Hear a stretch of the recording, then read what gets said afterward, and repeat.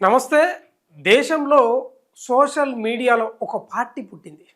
ఆ పార్టీ పేరే cockroach Janata party. ఎంతమంది ఫాలో అవుతున్నారో తెలుసా? లేదా ఎంతమంది జాయిన్ అయినరో తెలుసా?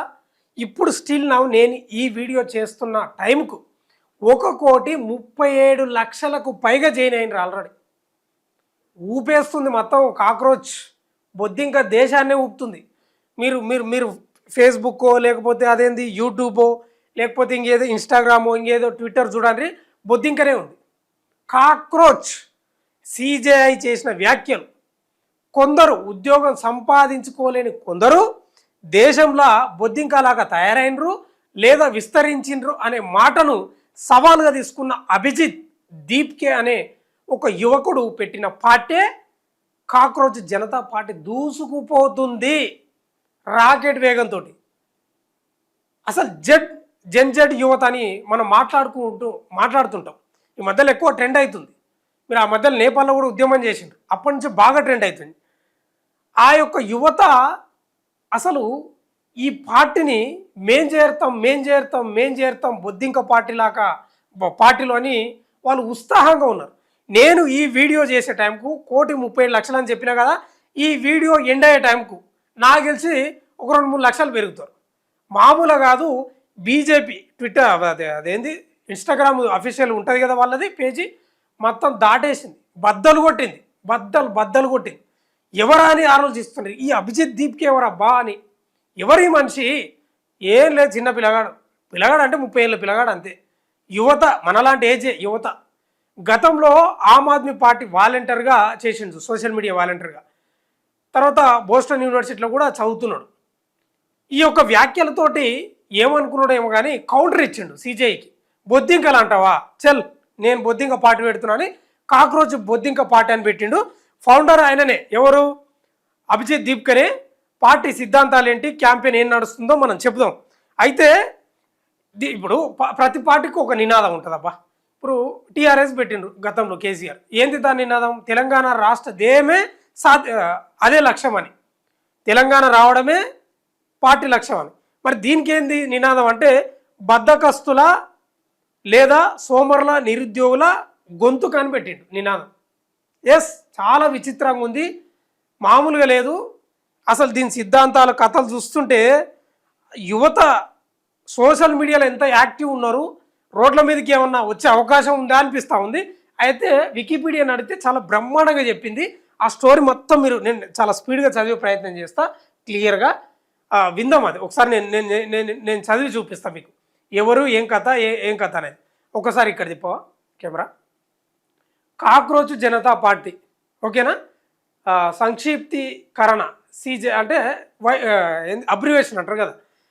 ఇప్పుడు కాక్రోచ్ జనతా పార్టీ సింపుల్గా చెప్పాలంటే సిజేఐ. దీనికి చివరిలో ఇంకో మాట చెప్తాను నీకు, ఎండింగ్ వరకు ఉండండి. సంక్షిప్తీకరణ సిజేఐ. స్థాపకులు ఎవరంటే అభిజిత్ దీప్కే. స్థాపన తేదీ ఎప్పుడంటే 2026 మే 16. ఇక రాజకీయ విధానం, రాజకీయ వ్యంగ్యం, యువజన హక్కులు, వ్యవస్థాపక వ్యతిరేకత, వామపక్ష. నినాదం బద్ధకస్తులు నిరుద్యోగుల గొంతుక. చూసినా ఎట్లుంది కథ? యువత మామూలుగా లేదు అసలు. రైట్, ఇంక ఇదంతా చదివేద్దాం. కాక్రోచ్ జనతా పార్టీ మనం వికీపీడియాని అడిగితే చాలా బ్రహ్మాండంగా చెప్పింది.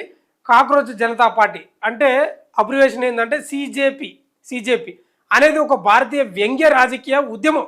దీనిని 2026 మే 16 ఆమ్ ఆద్మీ పార్టీ మాజీ సోషల్ మీడియా వ్యూహకర్త అభిజిత్ దీప్కే స్థాపించారు.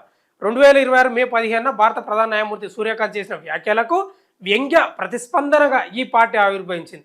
ఆ వ్యాఖ్యలలో ఆయన నిరుద్యోగ యువతను బొద్దింకలు, సమాజ పరాన్న జీవులని సంబోధించారు. కాక్రోచ్ జనతా పార్టీ మద్దతుదారులు బీహార్లో జరగనున్న బాన్కీపూర్ అసెంబ్లీ ఉప ఎన్నికల్లో పోటీ చేయాలని భావిస్తున్నట్లు నివేదికలు సూచిస్తున్నాయి. అధికారంలోకి వచ్చినా ఆశ్చర్యం లేదు, అట్లుంది. మరి వాళ్ళ ఫాలోవర్లు, ఆ పార్టీలో జాయిన్ అవుతున్న వాళ్ళు ఏందో మరి చెప్పలేము. అద్భుతాలు. విజయ్ పార్టీ పెట్టిండు, ఎవరైనా అధికారంలోకి వస్తారని ఊహించిండ్రా? ఏదైనా జరగవచ్చు. ఈ దేశం యువతదబ్బా, భవిష్యత్తు దేశం అంతా యువతది. యువత తలుచుకుంటే ఏదన్నా అవుతుంది. రైట్. మూలం 2026 మే 15 ఒక సుప్రీంకోర్టు విచారణ ఒక సుప్రీంకోర్టు విచారణ సందర్భంగా ప్రధాన న్యాయమూర్తి సూర్యకాంత్ ఇలా వ్యాఖ్యానించారు. ఉపాధి దొరకని లేదా వృత్తిలో స్థానం లేని బొద్దింకల్ లాంటి యువకులు కొందరు ఉన్నారు. వారిలో కొందరు మీడియా, మరికొందరు సోషల్ మీడియాగా, ఆర్టీఐ కార్యకర్తలుగా, ఇతర కార్యకర్తలుగా మారి అందరిపై దాడులు చేయడం ప్రారంభిస్తారు. మరుసటి రోజు అభిజిత్ దీప్కే ట్విట్టర్లో అక్కడ ఉన్న బొద్దింకల అందరి కోసం ఒక వేదికను ప్రారంభిస్తున్నట్టు ప్రకటించారు. అందులో నిరుద్యోగులు, బద్దకస్తులు, నిరంతరం ఆన్లైన్లో ఉండేవాళ్ళు, వృత్తిపరంగా విమర్శించగల సామర్థ్యం ఉన్నవాళ్ళు చేరడానికి అర్హులని పేర్కొన్నారు. ఈ పార్టీ వెబ్సైట్ 2026 మే 16న బద్దకస్తులు నిరుద్యోగుల గొంతుక అనే ట్యాగ్ లైన్తో ప్రత్యక్షమైంది. కేవలం 48 గంటల్లోనే ఈ ఉద్యమంలో 40,000 మందికి పైగా నమోదిత సభ్యులు చేరినట్లు పేర్కొన్నారు. ఆ తర్వాత ఈ సంఖ్య 70,000 దాటినట్లు నివేదికలు వచ్చాయి. ఈ ఉద్యమం బీహార్, మధ్యప్రదేశ్, ఉత్తరప్రదేశ్, జమ్మూ కాశ్మీర్, హిమాచల్ ప్రదేశ్, ఛత్తీస్గఢ్, మహారాష్ట్ర వంటి పలు రాష్ట్రాలను విస్తరించుడు కాదు, కుదిపేస్తుంది నీవు. ఇక ప్రధాన న్యాయమూర్తి స్పందన, ఆయన వ్యాఖ్యలు చేసిండు కదా, నేను ఫస్ట్ చదివినాయి, దానికి ఆయన మళ్ళీ ఏం రిప్లై ఇచ్చిండు, ఏం స్పందించిండు అనేది ఇక్కడ చెప్తా ఉంది. ఈ వివాదం తీవ్రం అవడంతో ప్రధాన న్యాయమూర్తి సూర్యకాంత్ మే 16న ఒక వివరణ ఇస్తూ తన వ్యాఖ్యలను తప్పుగా వక్రీకరించారని పేర్కొన్నారు. తాను నకిలీ, బోగస్ డిగ్రీలతో న్యాయ వృత్తిలోకి ప్రవేశించిన వ్యక్తులను ప్రత్యేకంగా విమర్శించానని, దేశంలోని నిరుద్యోగ యువతను కాదని ఆయన స్పష్టం చేశారు. మన ప్రస్తుత భవిష్యత్తు మానవ వనరుల పట్ల నేను గర్వపడడమే కాకుండా భారతదేశంలోని ప్రతి యువకుడు నన్ను ప్రేరేపిస్తాడు. వారిని నేను అభివృద్ధి చెందిన భారతదేశానికి మూల స్తంభాలుగా చూస్తానని ఆయన ఇక డిఫెన్స్ అంటే దానికి ఇది ఎటో పోయేటట్టు ఉందని ఆయన ఏదో వివరణ ఇచ్చే ప్రయత్నం చేసిండు. ఈ వివరణపై అభిజిత్ దీప్కే ట్విట్టర్లో స్పందిస్తూ, నాకు ప్రధానమంత్రితో విభేదాలు ఉండవచ్చు, కానీ తోటి పౌరులను పరన్న జీవులు అని పిలిచే హక్కు ఎవరికి లేదని మళ్ళా కౌంటర్ వేసాడు అభిజిత్ దీప్కే. రైట్, రాబోయే ఎన్నికలు 2026 మేలో ఈ వ్యంగ్య ఆన్లైన్ ఉద్యమ మద్దతుదారులు బీహార్లోని బాంకీపూర్ అసెంబ్లీ నియోజకవర్గ ఉప ఎన్నికల్లో తమ మొదటి అభ్యర్థిని బరిలోకి దించాలని యోచిస్తున్నట్లు నివేదికలు వచ్చాయి. ఈ ప్రతిపాదిత అభ్యర్థిత్వం భారతీయ జనతా పార్టీ, జన స్వరాజ్ పార్టీ వంటి ప్రధాన రాజకీయ పార్టీలకు వ్యతిరేకంగా పోటీ చేయడానికి ఉద్దీపనగా నిలిచింది. రాజకీయ పరిశీలకులు ఈ చర్యను ఆన్లైన్ క్రియాశీలత, వ్యంగ్యం నుండి ఎన్నికల రాజకీయాల్లోకి విస్తరించడానికి ఉద్యమం చేస్తున్న ప్రయత్నంగా అభివర్ణించారు. ఇక సిద్ధాంతం, వైఖరులు, ఇది మీరు చూడాల్సింది. ఇప్పుడు అసలు కథ ఏంది, కాక్రోచ్ జనతా పార్టీ సిద్ధాంతాలు, సూత్రాలు, వాళ్ళ మేనిఫెస్టో అంతా ఇప్పుడు మీరు వినాలి. అదంతా ఒక ఎత్తు అయితే ఇదంతా ఒక ఎత్తు. ఇప్పుడు అసలు కథ ఉంది. సిద్ధాంతం, వైఖరులు. సిజేపీ తనను తాను యువత ద్వారా, యువత కోసం లౌకిక, సామ్యవాద, ప్రజాస్వామ్య, సోమరితనం అని వర్ణిస్తుంది. వ్యంగ్య స్వభావం ఉన్నప్పటికీ పార్టీ అధికారిక 5 పాయింట్ల మేనిఫెస్టోను విడుదల చేసింది. అసలైన మేనిఫెస్టో ఇప్పుడు వచ్చింది చూడిగా. సిజేపీ తనను తాను యువత చేత, యువత కొరకు. ఓకే, మళ్ళీ ఒకసారి చదువుతా. సిజేపీ తనను తాను యువత చేత, యువత కొరకు రాజకీయ ఫ్రంట్ లౌకిక, సోషలిస్టు, ప్రజాస్వామ్య మరియు బద్ధకమైనదిగా అభివర్ణించుకుంటుంది. ఇది వ్యంగ్య స్వభావాన్ని కలిగి ఉన్నప్పటికీ ఒక అధికారిక 5 పాయింట్ల మేనిఫెస్టోను విడుదల చేసింది. ఇవి అసలు కథ. అసలు మేనిఫెస్టో ఏందనేది ఇప్పుడు మీరు చాలా శ్రద్ధగా వినాలి. ఇది పదవి విరమణ తర్వాత ఏ ప్రధాన న్యాయమూర్తికి రివార్డుగా రాజ్యసభ సీటు ఇవ్వకూడదు. ఓకేనా, ఒకటోది. రెండోది వచ్చేసి, ఏదైనా చట్టబద్ధమైన ఓటు తొలగించబడితే చీఫ్ ఎలక్షన్ కమిషన్ను ఉపా కింద, అంటే ఉపా చట్టం ఉంటుంది కదా, ఉపా కింద అరెస్టు చేయాలి. ఎందుకంటే ఓటు హక్కును లాక్కోవడం ఉగ్రవాదం కంటే తక్కువ కాదు. ఇది మహా డేంజర్. ఈ పాయింట్ అయితే మామూలు డేంజర్ కాదు. ఇది కాక్రోచ్ జనతా పార్టీ ఇచ్చిన మేనిఫెస్టోలో 2వ పాయింట్ చాలా డేంజర్ ఉంది. 3వ పాయింట్ వచ్చేసి, పార్లమెంటు స్థానాల సంఖ్యను పెంచకుండానే మహిళలకు 50% రిజర్వేషన్లు కల్పించాలి. అన్ని క్యాబినెట్ పదవుల్లో 50% మహిళలకే కేటాయించాలి. 4వది వచ్చేసి, స్వతంత్ర మీడియాకు మార్గం సుగమం చేయడానికి అదాని గ్రూప్, రిలయన్స్ ఇండస్ట్రీస్ యాజమాన్యంలోని అన్ని మీడియా సంస్థల లైసెన్సులు రద్దు చేయాలి. గోధి మీడియా యాంకర్ల బ్యాంకు ఖాతాలను దర్యాప్తు చేయాలి. ఓకేనా, రైట్. 5వది, ఒక పార్టీ నుండి మరో పార్టీకి ఫిరాయించే ఏ ఎమ్మెల్యే లేదా ఎంపీ అయినా 20 సంవత్సరాల పాటు ఎన్నికల్లో పోటీ చేయకుండా, ప్రభుత్వ పదవులను చేపట్టకుండా నిషేధించాలి. సామాజిక కార్యకర్త అంజలి భరద్వాజ్ సూచించిన మరికొన్ని అంశాలను కూడా పార్టీ అంగీకరించిందంట. ఈ పార్టీ ఆర్టీఐ చట్టం పరిధిలోకి వస్తుంది. ఇది అనామక విరాళాలు లేదా ఎలక్ట్రల్ బాండ్లను అంగీకరించదు. ఇది ఎటువంటి రహస్య కాక్రోచ్ కేర్స్ ఫండ్లో స్థాపించదని ఉంది. పిఎం కేర్స్ ఫండ్ తరహాలో స్థాపించదంట. రైట్, ఇవన్నీ ఉన్నాయి. తర్వాత మీకు అది మళ్ళీ వచ్చేస్తా. సభ్యత్వం సీజేపీలో చేరడానికి అర్హత ప్రమాణాలు ఉద్దేశపూర్వకంగా వ్యంగ్యంగా రూపొందించబడ్డాయి. ఇది కూడా అసలు కథ.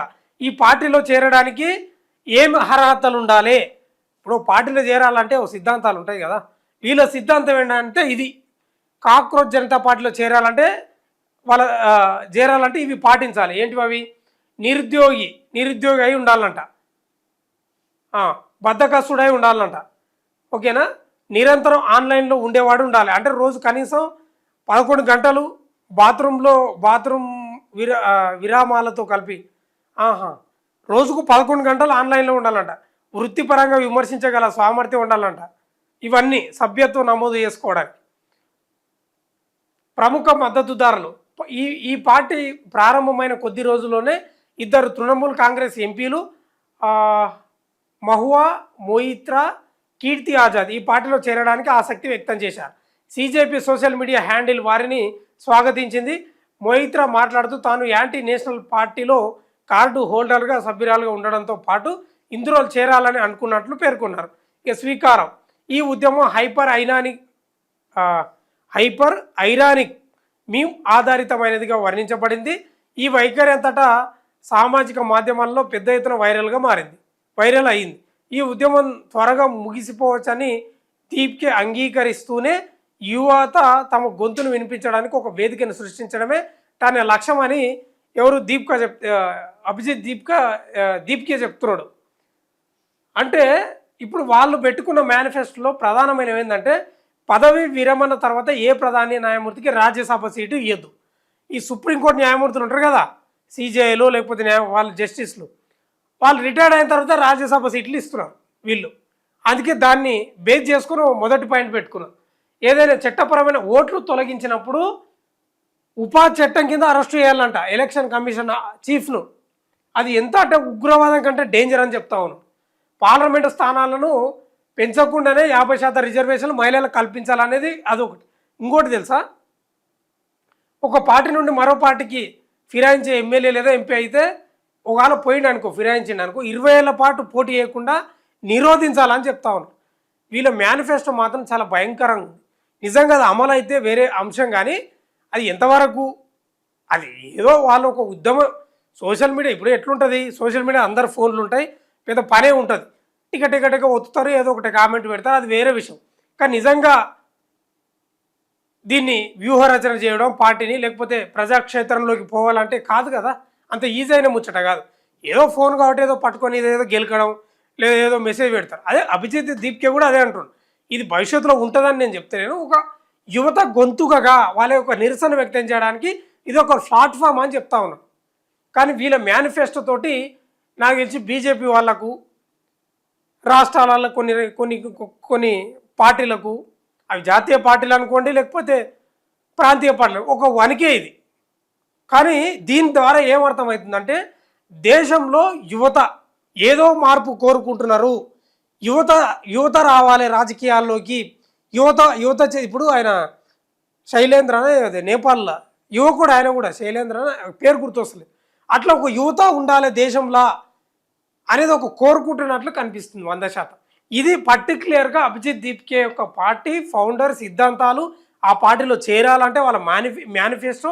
ఈ కథ అంతా మీకు చదివి వినిపించిన ఏదేమైనా దేశంలో జరుగుతున్న చర్చ ఒకటే, అది కాక్రోచ్ జనతా పార్టీ గురించే జరుగుతుంది.